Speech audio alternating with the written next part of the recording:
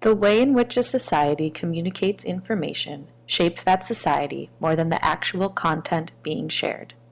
Throughout history, the development of new forms of communication has led to great shifts in the way people interact with one another and understand their world.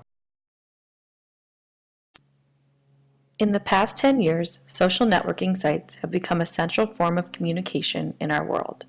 With more and more people having access to the internet through their mobile devices, the number of people all over our planet that are able to engage online is growing at faster and faster rates.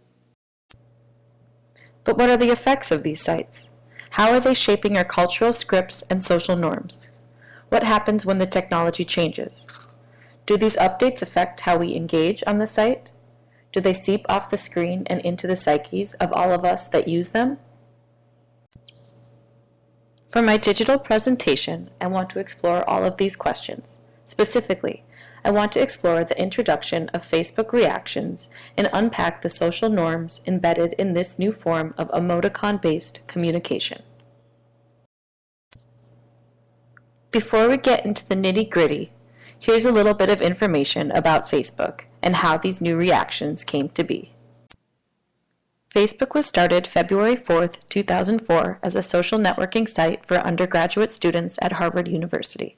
A little more than 12 years later, Facebook is now a publicly traded corporation with a market valuation of $328 billion, making it the fourth most valuable company in the world. With an average of 1.6 billion active users each month who spend more than 20 minutes on the site each day, and people logging in all over the world, Facebook's ability to shape our culture is unprecedented. Facebook is more than just a social network, it's a corporation. That means it has to make a profit, and it makes that profit largely through advertisements. In order for these ads to work, users must spend large amounts of time on the site. So how does Facebook ensure that its users stay active and engaged? It comes out with new technologies and features. Enter reactions. 7 years after the like button was first introduced, which gets clicked more than 1 billion times a day, Facebook decided it was time to give users more options.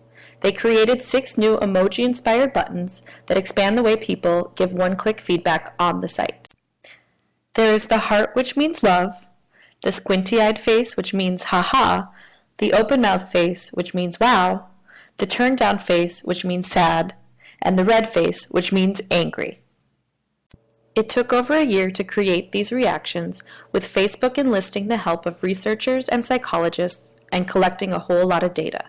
They looked at the most common one-word reactions people were having in the comment section on the site and then narrowed it down further with the help of experts before testing it for 4 months in 7 different countries.